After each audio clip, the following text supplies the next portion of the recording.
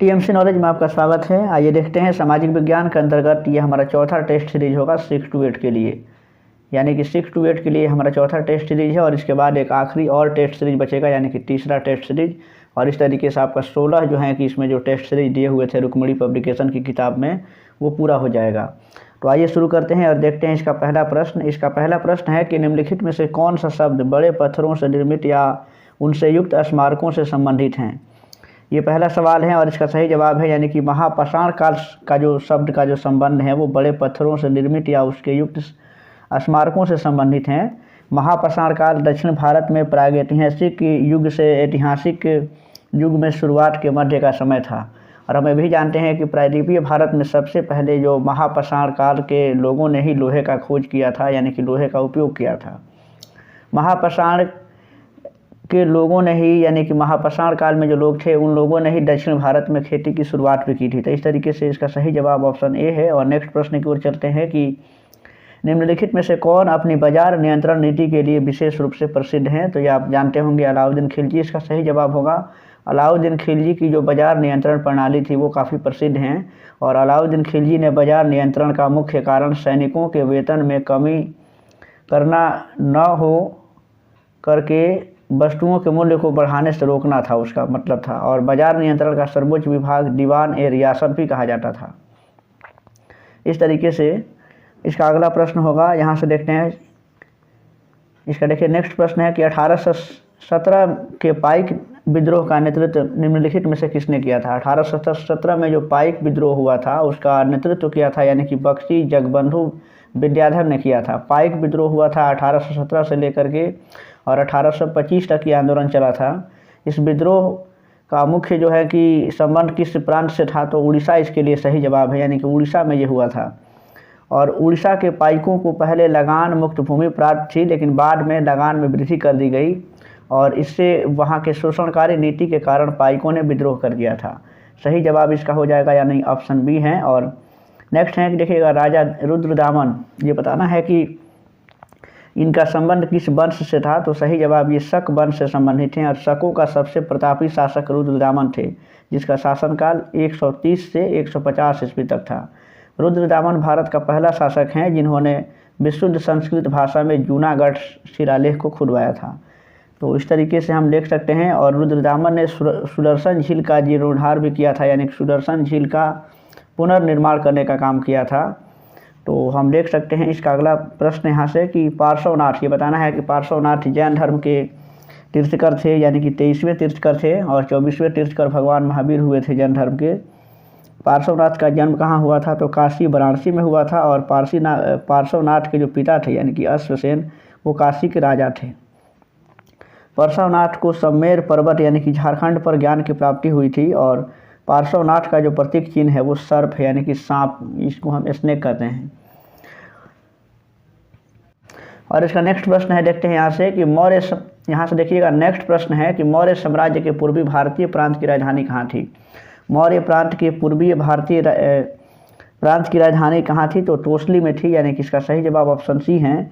मौर्य साम्राज्य के 5 प्रांतों का उल्लेख मिलता है मौर्य साम्राज्य में। तो वहाँ पर देखिए उत्तरापथ की राजधानी कहाँ थी, तो तक्षशिला में थी। अवंती की राजधानी उज्जैनी थी और कलिंग की राजधानी थी तोसली। और इस तरीके से दक्षिणापथ की राजधानी हुआ करती थी सुवर्णगिरी में और प्राच्य या पूर्वी प्रदेश की राजधानी वो पाटलिपुत्र में थी। तो यहाँ पे देख सकते हैं कि पूर्वी भारतीय प्रांत की राजधानी पूछा है, जिसका सही जवाब तोसली है। तो इस तरीके से, यानी कि पूर्वी भारतीय प्रांत कौन था, तो इसका मतलब है कि कलिंग था, चूँकि कलिंग की राजधानी ही तोसली थी। और कलिंग पर अशोक ने आक्रमण किया था अपने राज्याभिषेक के 8वें वर्ष के बाद, यानी कि 261 ईस्वी में। यहाँ से अगला प्रश्न है कि महाराष्ट्र में अजंता गुफाओं की चित्रकारी और मूर्तियाँ निम्नलिखित में से किस धर्म से संबंधित हैं। ये नेक्स्ट प्रश्न है और आप जान सकते हैं कि बौद्ध धर्म से संबंधित वहाँ पे गुफाओं में चित्रकारी की गई हैं और बौद्ध की मूर्तियाँ लगाई गई हैं। महाराष्ट्र में स्थित कार्ले और कन्हेरी की गुफाएँ प्रथम शताब्दी के आसपास की हैं। कार्ले और कन्हेरी की गुफाएं बौद्ध भिक्षुकों का निवास स्थान भी रहा है। तो इस तरीके से महाराष्ट्र का जो एलिफेंटा गुफा है उसमें 2 बौद्ध धर्म की भी गुफाएं हैं। महाराष्ट्र का जो एलोरा का जो गुफा है, गुफा संख्या 1 से 12 तक में बौद्धों से संबंधित उसका यानी कि संबंध रहा है। और महाराष्ट्र का अजंता गुफा जो है वो नासिक गुफा में भी बौद्ध से संबंधित हैं। तो इस तरीके से इसका सही जवाब यानी कि 77 का जो सही जवाब होगा यानी कि ऑप्शन बी होगा, बौद्ध धर्म से संबंधित हैं। और इसका अगला प्रश्न है कि नई दिल्ली में इंडिया गेट स्मारक को किस युद्ध में मारे गए भारतीय सैनिकों की याद में बनाया गया है। ये अगला प्रश्न है और इसका सही जवाब है कि ये प्रथम विश्व युद्ध में मारे गए भारतीय सैनिकों की याद में बनाया गया है और इंडिया गेट की आधारशिला रखी गई थी 1921 में और his royal highness duke of Karnataka द्वारा रखी गई थी। इंडिया गेट का डिज़ाइन किसने किया था, तो एडमिन लुटियन के द्वारा किया गया था। इसका सही जवाब यानी कि ऑप्शन ए है। और नेक्स्ट प्रश्न को चलते हैं कि साइमन कमीशन बताना है कि साइमन कमीशन को भारत में कब भेजा गया था। साइमन कमीशन भारत में आया था 3 फरवरी 1928 को मुंबई में पहुंचा था और साइमन कमीशन का विरोध कांग्रेस, मुस्लिम लीग, हिंदू महासभा सभी ने किया था, यानी कि पूरे भारत की ओर से साइमन कमीशन का विरोध किया गया था, जबकि doctor Bhimrao Ambedkar Simon commission के पक्ष में थे। मुंबई में साइमन कमीशन के विरोध में साइमन गो बैक के नारे लगाए गए थे और इस तरीके से हम जानते हैं कि साइमन कमीशन में एक भी भारतीय सदस्य नहीं था। हालांकि ऑप्शन में 1928 नहीं है, इसलिए ऑप्शन ई होगा। और एक भी भारतीय सदस्य नहीं होने की वजह से भारतीयों ने इसका विरोध किया था, क्योंकि उसमें 7 सदस्य थे और सभी ब्रिटिश थे। अगला प्रश्न देखते हैं कि मुग़ल साम्राज्य में शाहजहाँ ने बताना है कि ये बताना है कि कब तक शासन किया था। 1628 से लेकर के और 1658 ईस्वी तक शाहजहाँ का कार्यकाल रहा था। इस तरीके से ऑप्शन सी इसके लिए सही जवाब होगा। शाहजहाँ का राज्याभिषेक जो हुआ था वो आगरा में हुआ था और शाहजहाँ ने मुग़ल राजधानी आगरा से दिल्ली स्थानांतरित किया था 1638 ईस्वी में।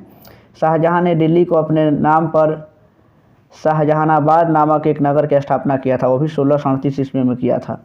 शाहजहाँ ने बलबन द्वारा प्रारंभ की गई इराजी यानी कि रिवाज प्रथा यानी कि जो सिजदा प्रथा और फेवॉस प्रथा को जो प्रथाएं थी उसको समाप्त कर दिया था। शाहजहाँ का शासनकाल के संबंध में आप देख सकते हैं कि शाहजहाँ के शासनकाल में उसकी मुख्य विशेषताएं क्या थी। तो मुग़ल कला का जो वस्तु कला के लिए स्वर्ण युग माना जाता है, यानी कि मुग़ल काल में जो वस्तु कला थी तो वो शाहजहाँ के शासन की सबसे प्रमुख विशेषता थी, यानी कि उसका स्वर्ण युग था। इस तरीके से हम अगला प्रश्न देखते हैं कि सल्तनत काल यानी कि 1226 ईस्वी से 1526 ईस्वी के दौरान दिल्ली पर कितने राजवंशों ने शासन किया था। और इसका सही जवाब है यानी कि 5 राजवंशों ने शासन किया था, जिसमें गुलाम वंश, खिलजी वंश, तुगलक वंश था और सैयद वंश और इसके बाद लोदी वंश था। सबसे लंबा शासनकाल किसका रहा था, तो तुगलकों का रहा था और ये 94 वर्ष का था, जबकि सबसे छोटा जो शासनकाल रहा था वो खिलजी वंश का था, मात्र 30 वर्ष तक रहा था। और नेक्स्ट प्रश्न है कि लोदी वंश का संस्थापक निम्नलिखित में से कौन था। लोदी वंश का संस्थापक बहलोल खान लोदी था और दिल्ली पर प्रथम अफगान राज्य की स्थापना बहलोल लोदी ने किया था। और लोदी वंश का जो शासनकाल था वो कब तक था, तो 1451 ईस्वी से लेकर के 1526 ईस्वी तक था। और बहलोल लोदी अपने सरदारों को मनसद ए अली कह करके पुकारा करता था। और इसका अगला प्रश्न है कि बंगाल के गवर्नर जनरल को निम्नलिखित में से किस अधिनियम द्वारा भारत का गवर्नर जनरल बनाया गया था। ये अगला प्रश्न है और आप ऑप्शन देख सकते हैं कि इसका सही जवाब है यानी कि चार्टर अधिनियम 1833 के तहत बंगाल के गवर्नर जनरल को भारत का गवर्नर जनरल बनाया गया था। और इस तरीके से भारत का governor general Lord William Bentinck को बनाया गया था। भारत सरकार अधिनियम 1858 के तहत भारत का गवर्नर जनरल का नाम बदल करके वायसराय कर दिया गया था और प्रथम वायसराय कौन थे, तो लॉर्ड कैनिंग थे। इस तरीके से सही जवाब इसका ऑप्शन ए था। और इसका अगला प्रश्न देखते हैं 84। इसका प्रश्न है कि चोल प्रशासन के संदर्भ में बेटी शब्द का अर्थ क्या होता है। इसका अगला प्रश्न है और इसमें जो बेटी ये शब्द था, बेटी कहेंगे उसको, तो इसका अर्थ होता था कर, यानी कि टैक्स से संबंधित था वो। और चोल राज्य की आय का प्रमुख साधन भूमि कर था, यानी कि भूमि कर से उनको ज़्यादा राजस्व की प्राप्ति होती थी। इस तरीके से हम अगला प्रश्न इसमें देख सकते हैं। इसका नेक्स्ट प्रश्न यहाँ से होगा। और सिकंदर की मृत्यु के बाद चंद्रगुप्त मौर्य द्वारा पराजित हुए सिकंदर के सेनापति का नाम क्या था।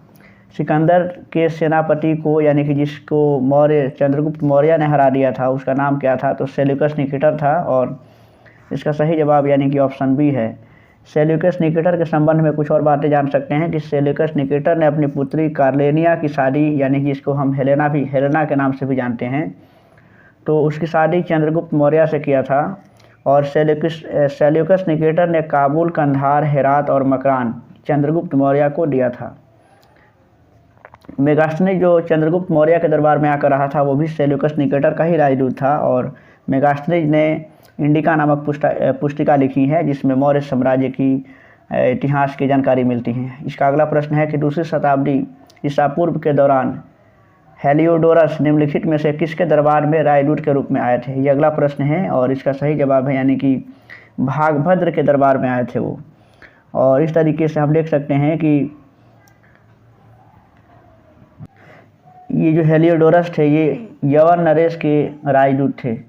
इस तरीके से इसका सही जवाब यानी कि ऑप्शन बी था। और नेक्स्ट प्रश्न देखते हैं कि नरसिंह वर्मन प्रथम जिन्हें जो है कि मामल के नाम से जाना जाता था, ये किस वंश के संस्थापक थे या किस वंश के शासक थे? तो इसका सही जवाब है यानी कि इनका वंश का नाम था पल्लव वंश था, और ये पल्लव वंश के ये शासक रहे थे। इस तरीके से अगला प्रश्न देखते हैं यहाँ से कि माओ जी डांग किस देश के साम्यवादी आंदोलन का नेता था? ये अगला प्रश्न है और इसका सही जवाब होगा यानी कि ये जो है कि जिसको माओ जी डांग यानी कि आपने माओ से तुंग का नाम सुना होगा, और उसने चीन में साम्यवादी आंदोलन के जनक के रूप में माने जाते हैं, यानी कि इसका सही जवाब इसका ऑप्शन सी है। और माओ से तुंग ने लिखा है कि शक्ति बंदूक की नली से आती है, ये उसका अपना एक विचार था, और माओ से तुंग जो है कि हिंसक तरीके से शक्ति प्राप्त करने में विश्वास रखते थे। इस तरीके से सही जवाब इसका ऑप्शन सी है। नेक्स्ट प्रश्न है कि चीन में 1911 के विद्रोह का क्या परिणाम हुआ था? चीन में जो 1911 में जो विद्रोह हुआ था उसका परिणाम क्या हुआ था कि चीन में गणतंत्र की स्थापना हुई थी, यानी कि ऑप्शन ए इसके लिए सही जवाब होगा। और नेक्स्ट प्रश्न देखते हैं कि निम्नलिखित में से कौन सा युग्म गलत है? इसमें से बताना है कि कौन सा युग्म गलत है। आप ऑप्शन देख सकते हैं यानी कि प्रश्न को भी देख सकते हैं कि रायगढ़ का किला महाराष्ट्र में है, और इसके बाद से जूनागढ़ का किला दिया हुआ है, फिर मेहरानगढ़ का किला है, और इसके बाद से देखना है कि इनमें से कौन सा युग्म गलत दिया गया है।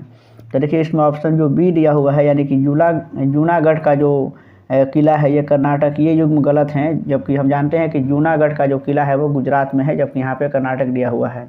इस तरीके से ऑप्शन बी में गलत युग्म दिया हुआ है। और नेक्स्ट है कि देश और उनकी राजधानियों के संदर्भ में निम्नलिखित में से कौन सा युग्म सही है? ये बताना है कि देश और जो राजधानियाँ दी गई हैं उसमें से कौन सा युग्म सही हैं। तो आप इसमें देख सकते हैं कि इसमें जो म्यांमार दिया हुआ है, तो म्यांमार वाला युग्म जो दिया हुआ है ये जो है कि सही है, जबकि बाकी आप देख सकते हैं कि कंबोडिया के राजधानी भी गलत दिया गया है, क्योंकि कंबोडिया की राजधानी जो है कि नहोम पेन में है। ब्रुनेई जो है दिया हुआ है उसका राजधानी बंदर सेरी है, जो कि यहाँ पे बेरूत दिया हुआ है। इस तरीके से हम अगला प्रश्न देखते हैं कि कोरोमंडल का मैदान भारत की ये बताना है कि किस दिशा में अवस्थित हैं? भारत के किस दिशा में अवस्थित हैं? तो ये भारत के दक्षिण दिशा में अवस्थित हैं, और तमिलनाडु का जो पूर्वी भाग होता है वो कोरोमंडल तट के अंतर्गत आता है। तो इस तरीके से इसका सही जवाब यानी कि ऑप्शन ए होगा। और नेक्स्ट यहाँ है कि पंजाब हिमालय बताना है कि किन नदियों के मध्य में अवस्थित हैं? जो पंजाब हिमालय है वो सिंधु और सतलज नदियों के मध्य में अवस्थित है, इसका ऑप्शन बी सही जवाब है। और इसका विस्तार कहाँ से कहाँ तक है? तो इसका विस्तार जो हुआ है मुख्य रूप से जम्मू कश्मीर तथा हिमाचल प्रदेश में है, और इस कारण से इसे कश्मीर व हिमाचल हिमालय भी कहा जाता है। नेक्स्ट प्रश्न की ओर चलते हैं। इसका 94 नंबर प्रश्न है कि अंडमान एवं निकोबार द्वीप समूह बंगाल की खाड़ी में भारतीय मुख्य भूमि के बताना है कि कहाँ किस ओर स्थित हैं? तो इसका सही जवाब है कि ये भारत के मुख्य भूमि के दक्षिण पूर्व में स्थित हैं। इसके लिए सही जवाब ऑप्शन सी में है। और अंडमान निकोबार द्वीप समूह को 1 नवंबर 1956 को केंद्र शासित प्रदेश बनाया गया था। अंडमान निकोबार की राजधानी आप जानते हैं कि पोर्ट ब्लेयर में है, और इस तरीके से भारत का सबसे दक्षिणी बिंदु जो इंदिरा पॉइंट है, जिसे हम पिग्मेलियन पॉइंट के नाम से जानते हैं, वो ग्रेट निकोबार में ही स्थित हैं। अंडमान निकोबार में कुछ जनजातियां भी पाई जाती हैं, जिसे हम ओंगे, जारवा, जिसमें का जारवा जो है कि मुख्य रूप से प्रसिद्ध हैं, और कई बार पूछा जाता है कि अंडमान निकोबार में कौन सी जाति पाई जाती हैं, जिसमें जो है कि ये जारवा प्रसिद्ध है, और इसमें सेंटिनरी नामक ये जनजातियाँ पाई जाती हैं वहाँ पर विशेष करके, यानी कि ओंगे, जारवा और सेंटिनली। इस तरीके से हम अगला प्रश्न देखते हैं कि निम्नलिखित में से कौन सा पर्वत शिखर पूर्वी घाट में स्थित है? पूर्वी घाट में कौन सा पर्वत शिखर स्थित है? इसका सही जवाब यानी कि महेंद्रगिरी पर्वत हैं।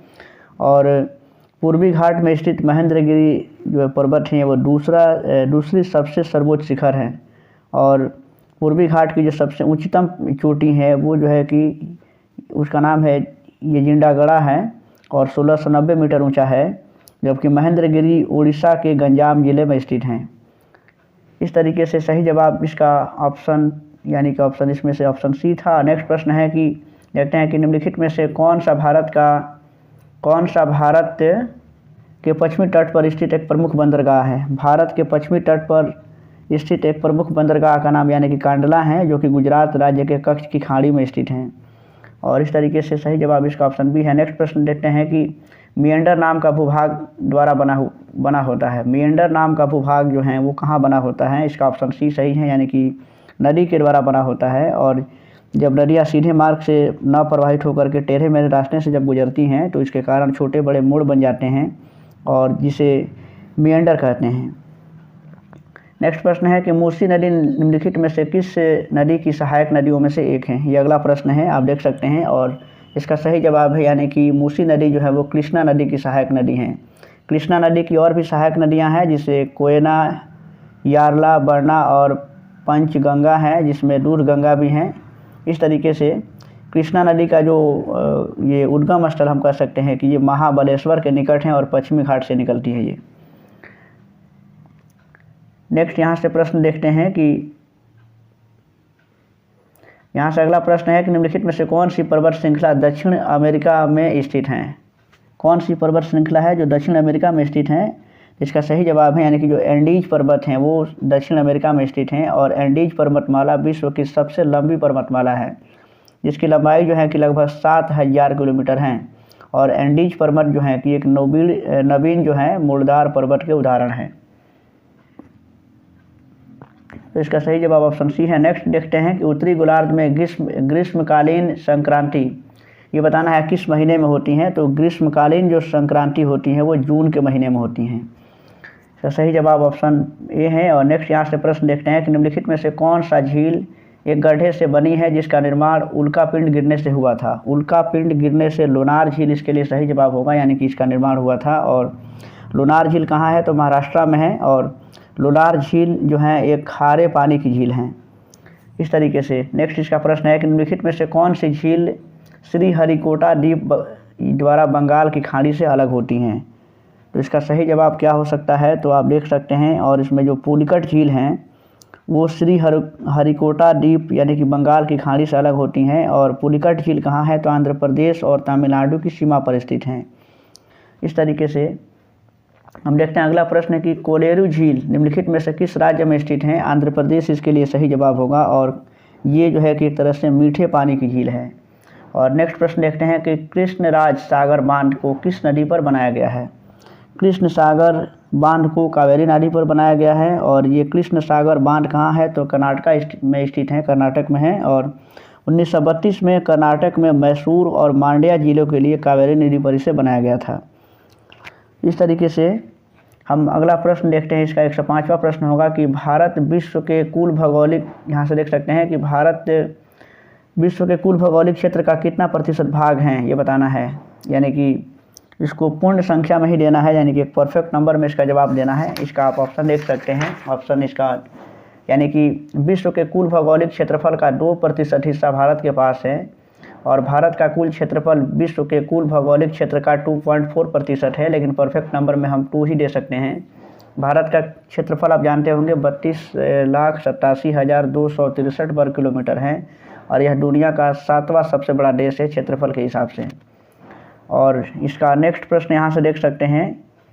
यहाँ पे देख लीजिए, यहाँ पे 2% होना चाहिए, लेकिन ऑप्शन में नहीं दिया हुआ है। इस तरीके से ऑप्शन ई सही जवाब होगा। और सिंधु और गंगा नदी प्रणालियों के बीच जल विभाजन पर कौन सा शहर स्थित है ये बताना है।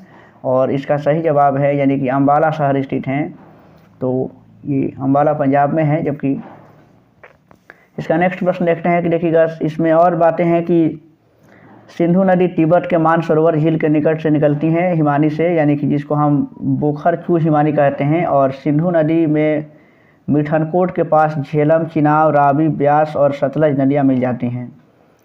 तो हम अगला प्रश्न आप देख सकते हैं इसका, यानी कि 107वां प्रश्न होगा कि पृथ्वी के वायुमंडल में कितने प्रतिशत नाइट्रोजन गैस मौजूद हैं। यह अगला प्रश्न है। और इसका सही जवाब यानी कि 78% है। और हम जानते हैं कि वायुमंडल में अनेक गैसें हैं और जबकि उसमें ऑक्सीजन की मात्रा 21% होती है और जबकि उसमें आर्गन की मात्रा है वो 0.93% होती है। आर्गन क्या है, तो एक अक्रिय गैस है और कार्बन डाइऑक्साइड की जो मात्रा है यानी कि वायुमंडल में तो 0.03% है। इस तरीके से हम अगला प्रश्न इसका देख सकते हैं कि निम्नलिखित में से किस नक्षत्र को द ग्रेट बियर के नाम से भी जाना जाता है। द ग्रेट बियर के नाम से किसे जानते हैं, तो इसमें जो सप्तर्षि जो नक्षत्र होता है और द ग्रेट बियर को अर्सा मेजर या बिग बियर के नाम से भी जानते हैं और इस तरीके से ऑप्शन इसके लिए भी है। और अगला प्रश्न है कि तापी नदी निम्नलिखित में से किस राज्य में प्रवाहित नहीं होती है। आप देख सकते हैं इसका अगला प्रश्न है ये, तापी नदी किस राज्य में प्रवाहित नहीं होती है। राजस्थान इसके लिए सही जवाब होगा, यानी कि राजस्थान से होकर नहीं गुजरती हैं। और तापी नदी कहाँ से गुजरती हैं, तो महाराष्ट्र, मध्य प्रदेश और गुजरात में प्रवाहित होती हैं। तापी नदी मध्य प्रदेश के बैतूल जिले के यानी कि मुल्ताई नामक स्थान से सतपुड़ा श्रेणी से निकलती हैं, यानी कि जो सतपुड़ा श्रेणी है वहाँ से, सतपुड़ा से। और तापी नदी ये खंभात की खाड़ी में गिर जाती हैं। नेक्स्ट प्रश्न इसका है कि धूपगढ़ की पहाड़ियाँ किस राज्य में स्थित हैं। 110वां प्रश्न है, धूपगढ़ की पहाड़ियाँ मध्य प्रदेश राज्य में स्थित हैं और इस तरीके से इसका ऑप्शन सी सही है, यानी कि मध्य प्रदेश। और इसमें एक बात और है कि सतपुड़ा पर्वतमाला है उसकी सबसे ऊंची चोटी है वो धूपगढ़ है और ये जो है कि मध्य प्रदेश में स्थित हैं। 111वां इसका प्रश्न होगा कि भारत के महान्यायवादी यानी कि जो अटॉर्नी जनरल होते हैं उसके रूप में नियुक्त होने के लिए आवश्यक योग्यता कितनी होनी चाहिए। और इसके लिए आवश्यक जो योग्यता रखी गई है यानी कि वो सर्वोच्च न्यायालय के न्यायाधीश मतलब होना चाहिए।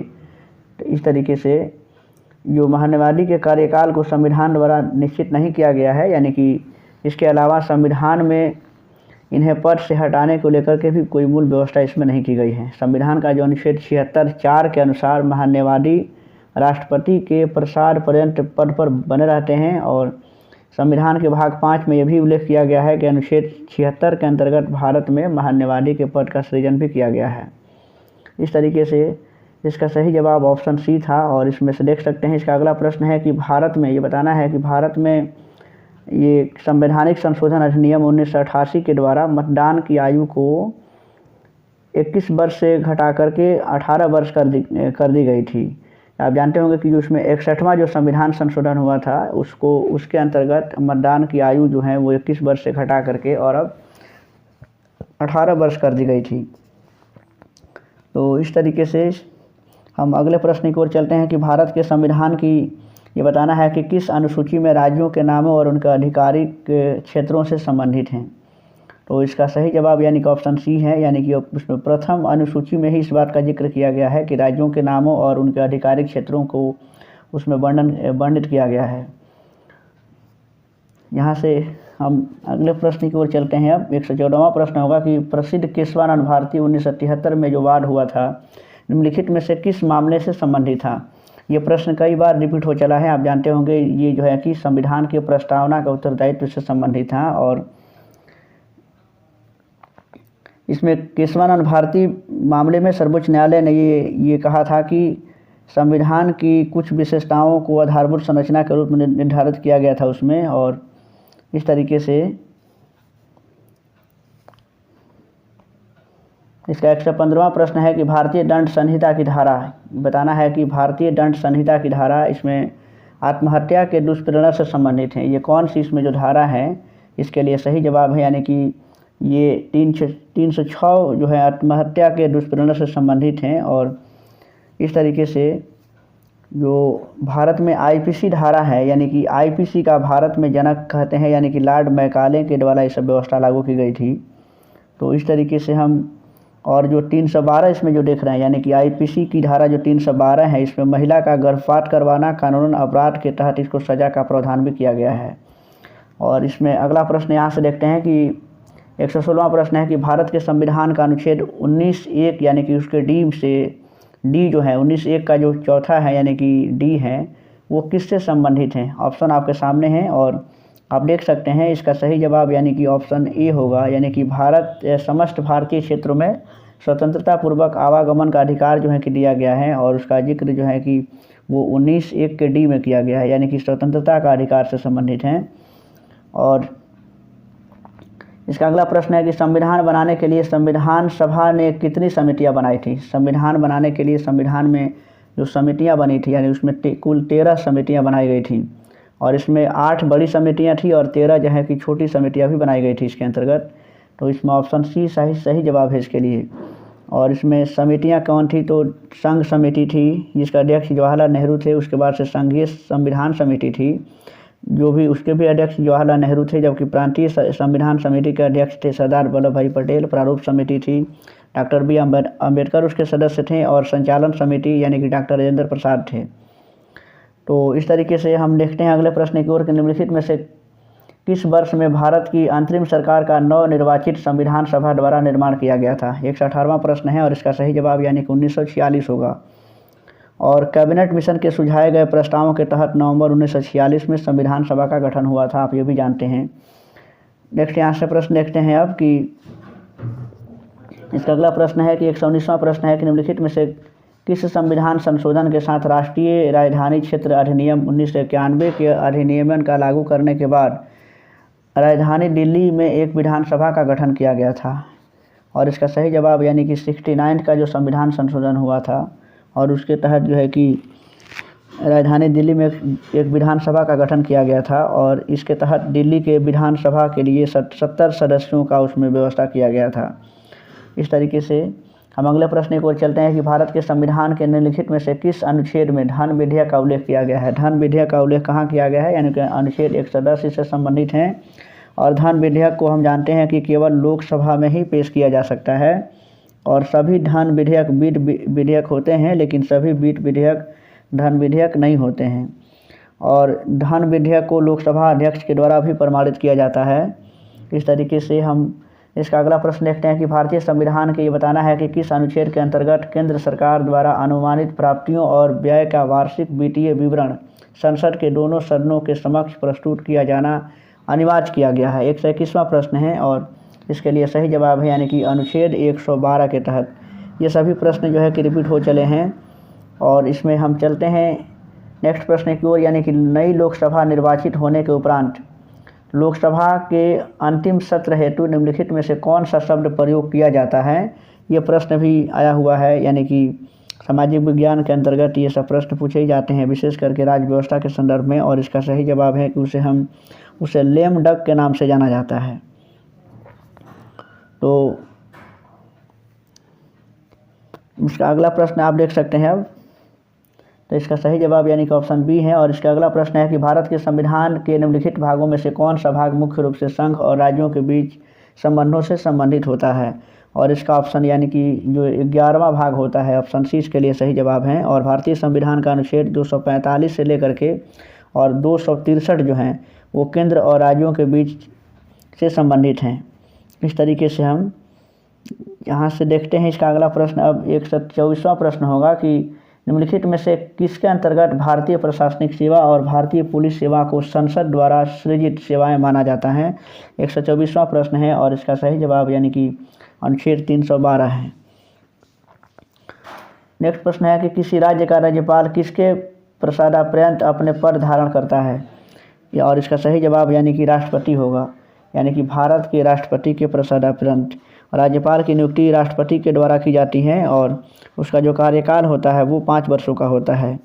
और अनुच्छेद 155 के द्वारा राज्यों में राज्यपाल की नियुक्ति की जाती है।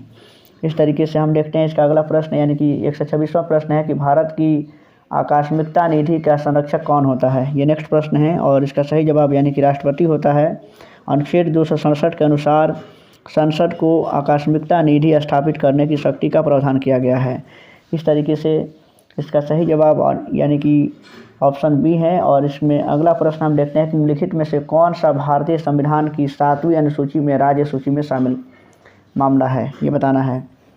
राज्य सूची में इसमें शामिल कौन सा मामला है, देख लीजिए। रेलवे है, ये रेलवे तो संघ सूची का है। इस तरीके से हम देख सकते हैं इसका ऑप्शन सी जो है यानी कि बाजार और मेले, यानी कि बाजार और मेला जो है ये भारतीय संविधान की 7वीं अनुसूची में राज्य सूची का विषय है। और राज्य सूची में पहले 66 विषय थे, लेकिन वर्तमान समय में इसमें विषयों की संख्या 59 हो गई है, यानी कि आप 59 याद रखें। और राज्य सूची में वर्णित कुछ प्रमुख जो विषय हैं जिसमें विशेष करके पुलिस हैं, जेल, इसके बाद से सार्वजनिक व्यवस्था है, कृषि, सिंचाई, स्वास्थ्य, ये सभी जो हैं कि राज्य सूची के विषय हैं। जबकि शिक्षा है, समाचार पत्र, रोजगार, वन्य जीवों का संरक्षण जैसे विषयों की समवर्ती सूची के अंतर्गत शामिल किया गया उसको। और इस तरीके से हम नेक्स्ट प्रश्न की ओर चलते हैं और देखते हैं कि इसका अगला प्रश्न है कि भारतीय संविधान के निम्नलिखित अनुच्छेदों में से कौन सा राष्ट्रीय अनुसूचित जाति आयोग से संबंधित है। 128वां प्रश्न है और इसके लिए सही जवाब यानी कि अनुच्छेद 338 सही है। 134वां इसका प्रश्न देखते हैं कि संसद के द्विसदनों की संयुक्त बैठक की अध्यक्षता ये करते हैं, कौन करता है। इसका ऑप्शन यानी कि ऑप्शन बी है, यानी कि लोकसभा के जो अध्यक्ष होते हैं। और 137वां प्रश्न है कि भारत के संविधान के अनुच्छेद 213 के तहत घोषित अध्यादेश को इनमें से किसके द्वारा यानी कि उसको प्रत्याहृत किया जा सकता है। 137वां प्रश्न है और इसका सही जवाब भी है, यानी कि अनुच्छेद 213 के तहत अध्यादेश को राज्यपाल के द्वारा प्रत्याहृत यानी कि विड्रॉन किया जा सकता है। जब राज्य विधानमंडल का सत्र न चल रहा हो तो राज्यपाल अध्यादेश जारी कर सकता है। इस तरीके से आप देख सकते हैं इसका सही प्रश्न यानी कि ऑप्शन ए होगा। और इसका अगला प्रश्न है कि रंगराजन आयोग की सिफारिशों के आधार पर एक अधिसूचना द्वारा यानी कि 2005 में से निम्नलिखित में से किसके स्थापना की गई थी। 2005 में किसके स्थापना हुई थी, यानी कि राष्ट्रीय सांख्यिकी आयोग की स्थापना की गई थी 2005 में, यानी कि 1 जून 2005 को। और इसमें चलते हैं हम अगले प्रश्न की ओर देखते हैं। और इस 132वां प्रश्न है कि केंद्रीय सांख्यिकी संगठन, वो भी इसी से संबंधित है, देख लीजिए। केंद्रीय सांख्यिकी संगठन ये बताना है कि किस आधार पर औद्योगिक उत्पादन सूचकांक की गणना की जाती है और इसे प्रकाशित किया जाता है। और इसका सही जवाब है यानी कि इसमें जो मासिक है, यानी कि इसका सही जवाब है कि केंद्रीय सांख्यिकी संगठन द्वारा मासिक आधार पर औद्योगिक उत्पादन सूचकांक की गणना की जाती है और उसे प्रकाशित भी किया जाता है। केंद्रीय सांख्यिकी संगठन की जो स्थापना हुई थी यानी कि 2 मई और 1951 को हुई थी। और इस तरीके से हम देखते हैं इसका अगला प्रश्न यानी कि 133वां प्रश्न है कि विदेशी मुद्रा आरक्षित भंडारों के प्रबंधन पर लागू कानूनी प्रावधान भारतीय रिजर्व बैंक अधिनियम ये बताना है कि किसमें से निर्धारित किए गए हैं। और इसका सही जवाब यानी कि ऑप्शन इसमें देख लीजिए, ऑप्शन इसका ए सही है, यानी कि 1934 में जो रिजर्व बैंक अधिनियम जो हुआ था उसके तहत ये सब चीज़ें जो है कि यानी कि विदेशी मुद्रा आरक्षित भंडारों के प्रबंधन पर कानूनी प्रावधान का उसमें जिक्र किया गया है। और इसका 134वां प्रश्न देखते हैं हम यहाँ से कि ये बताना है इसमें ऑप्शन के अनुसार कि सरकार के कराधान और व्यय निर्माण का प्रबंधन करती हैं, इसमें से कौन सी जो ऑप्शन के अनुसार आप देख सकते हैं। और इसका सही जवाब यानी कि जो राजकोषीय नीति हैं वो सरकार के कराधान और व्यय निर्णयों का प्रबंधन करती हैं। अगला प्रश्न है कि भारतीय रिजर्व बैंक द्वारा लीड बैंक योजना की शुरुआत कब की गई थी। लीड बैंक योजना की शुरुआत किस वर्ष की गई थी ये बताना है। और इसकी शुरुआत की गई थी 1969 में, यानी कि 1969 इसके लिए सही जवाब होगा। और इसमें अगला प्रश्न चलते हैं कि आरबीआई जो है अधिनियम 1934 किसमें बताना है कि किस अनुसूची के अंतर्गत शामिल बैंकों को अनुसूचित वाणिज्यिक बैंक कहा जाता है। 136वां प्रश्न है और इसमें दूसरी अनुसूची इसका सही जवाब होगा। नेक्स्ट है कि भारतीय रिजर्व बैंक की मौद्रिक नीति समिति ये बताना है, यानी कि जो मॉनेटरी पॉलिसी कमेटी है उसमें कुल कितने सदस्य पाए होते हैं, तो इसका 6 सदस्य इसमें से सही जवाब हैं। नेक्स्ट है कि निम्नलिखित में से कौन सी वस्तु आवश्यक वस्तु अधिनियम 1955 में सम्मिलित नहीं है। आवश्यक वस्तु अधिनियम 1955 इसमें सही जवाब यानी कि लकड़ी का फर्नीचर और लकड़ी का जो फर्नीचर है ये आवश्यक वस्तु अधिनियम 1955 में शामिल नहीं किया गया है। आवश्यक वस्तु अधिनियम 1955 लाया गया था उसका मुख्य उद्देश्य था जमाखोरी और कालाबाजारी को रोकना और वस्तुओं की आपूर्ति को सुनिश्चित करना। इस तरीके से इसका अगला प्रश्न देख सकते हैं कि निम्नलिखित में से कौन सा एक विकल्प गरीबी का सूचक नहीं है। 139वां प्रश्न है और इसमें सही जवाब यानी कि जो पक्का का घर होता है वो गरीबी का सूचक नहीं होता। इस तरीके से ऑप्शन ए इसके लिए सही जवाब है। गरीबी क्या होती है, तो गरीबी वह स्थिति होती है यानी कि जो भोजन, वस्त्र और आवास, शिक्षा, स्वास्थ्य और इन सभी आवश्यकताओं की पूर्ति करने में जो सक्षम नहीं होता है समाज का जो वर्ग, उसे हम गरीब कर सकते हैं। और इसका अगला प्रश्न यहाँ से देख सकते हैं कि भारतीय अर्थव्यवस्था की राजकोषीय नीति के संदर्भ में बताना है कि संक्षिप्त शब्द GFCF का पूर्ण रूप निम्नलिखित में से कौन सा है। 140वां प्रश्न है और इसका सही जवाब होता है यानी कि ग्रॉस फिक्स्ड कैपिटल फॉर्मेशन होता है इसका मतलब। इस तरीके से इसका सही जवाब ऑप्शन ए में है। और 141वां प्रश्न देखते हैं कि आरबीआई के मानदंडों के अनुसार लाभदायी यानी कि जो अनुपात होता है उसमें कटौती लागू करने का अर्थ क्या है। ये सही जवाब इसमें बताना है और इसका सही जवाब ऑप्शन बी से है, यानी कि सम्मान अधिक, यानी कि एक में भराया गया, यानी कि इसमें जो सही ऑप्शन होगा यानी कि कटौती लागू करने का अर्थ है कि बैंक समान पूंजी आधार पर अधिक उधार दे सकते हैं। 142वां प्रश्न है कि भारत में पहली बार आर्थिक जनगणना कब की गई थी। ये 142वां प्रश्न है और इसका सही जवाब इसका 1977 इसका सही जवाब हैगा इसमें होगा। और इसका देख सकते हैं आंसर कि मुद्रास्फीति जनित मंदी निम्नलिखित में से इसका विशिष्ट संयोजन होते हैं, इसे बताना है। तो मुद्रास्फीति जनित मंदी जो है कि अवरुद्ध विकास और बढ़ती हुई मुद्रास्फीति के विशिष्ट समायोजन होती हैं। इस तरीके से ऑप्शन सी में इसका राइट आंसर दिया हुआ है। 140वां प्रश्न है कि भारतीय अर्थव्यवस्था की राजकोषीय नीति के संदर्भ में आर्थिक उत्पादन जो आउटपुट होता है उसमें से निविष्ट घटाने पर निम्नलिखित में से क्या प्राप्त होता है। 144वां प्रश्न है और इसका सही जवाब यानी कि ऑप्शन बी में है, यानी कि उसमें जो जीबीए होता है वो प्राप्त होता है। जीबीए का पूरा नाम क्या है, तो इसका मतलब होता है यानी कि ग्रॉस वैल्यू एडेड। और इस तरीके से हम जीबीए से किसी अर्थव्यवस्था में होने वाले कुल निष्पादन और आय का पता चलता है। इस तरीके से इसका अगला प्रश्न है कि दिवाला और शोधन क्षमता, दिवाला और शोधन अक्षमता दिया हुआ है संहिता जो है अध्यादेश 2020 के द्वारा। दिवाला और शोधन अक्षमता संहिता बताना है कि किसमें संशोधन किया गया था। 145वां प्रश्न है और इसका सही जवाब यानी कि 2016 होगा, यानी कि 2016 में जो है कि दिवाला और शोधन अक्षमता संहिता को संशोधन किया गया था। इस तरीके से इसका 146वां प्रश्न देखते हैं कि भारतीय शेयर बाजार सूचकांक सेंसेक्स में किस वर्ष में पहली बार 5000 पॉइंट का आंकड़ा पार किया था। और इसका सही जवाब यानी कि 1999 में पहली बार ऐसा हुआ था। और 11 अक्टूबर 1991 में ऐसा हुआ 1999 में हुआ था कि सेंसेक्स पहली बार जो है कि 5000 अंक का आंकड़ा पार कर गया था। और इस तरीके से हम इसका 147वां प्रश्न देखते हैं। इसका सही जवाब यानी कि ऑप्शन बी में है। नेक्स्ट है कि नेफ्ट जो होता है, बताना है कि नेफ्ट का पूरा नाम क्या होता है। और इसका सही जवाब होता है कि नेफ्ट का पूरा नाम होता है यानी कि नेशनल इलेक्ट्रॉनिक फंड ट्रांसफ़र। और नेफ्ट की शुरुआत हुई थी यानी कि 2005 में इसकी शुरुआत हुई थी। 147वां प्रश्न यहाँ से देखते हैं कि भारत में निम्नलिखित में से कौन सी अवधि स्थिर जनसंख्या वृद्धि की अवधि मानी जाती है। इसका सही जवाब क्या हो सकता है, आप देख सकते हैं। इसका सही जवाब यानी कि 1921 से 1951 इसके लिए सही जवाब होगा। और जनगणना का जो महान विभाजक वर्ष होता है वो 1921 होता है, याद रखिएगा। यानी कि जनगणना का महान विभाजक वर्ष, और जबकि उसका जो लघु विभाजक वर्ष कौन है तो वो है 1951। दोनों इसी में दिए हुए हैं। ये पहला जो यानी कि जो ऑप्शन 1921 है उसको महान विभाजक वर्ष कहते हैं जनगणना का, और लघु विभाजन वर्ष 1991 कहते हैं, 1951 को। और इसका 149वां प्रश्न है कि कृषि लागत एवं मूल्य आयोग, जिसे पहले कृषि मूल्य आयोग का नाम दिया गया था, इसका स्थापना निम्नलिखित में से किस वर्ष की गई थी।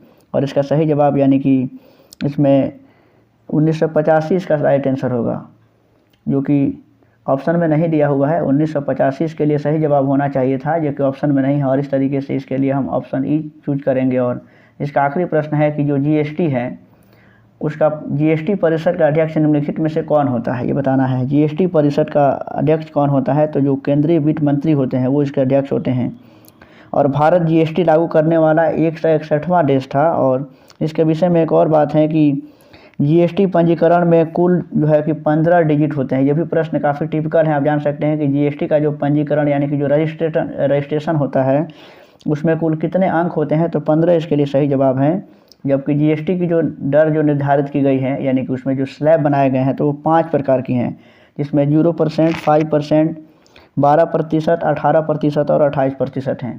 तो इस तरीके से ये हमारा चौथा टेस्ट सीरीज था, ये 6 to 8 के लिए। और इसके बाद से एक आखिरी टेस्ट सीरीज बच रहा है, तीसरा जो है, उसके बाद से 16 टेस्ट सीरीज हमारे कंप्लीट हो जाएंगे। इसके बाद हम लोग सामान्य अध्ययन के प्रश्नों को भी देखेंगे।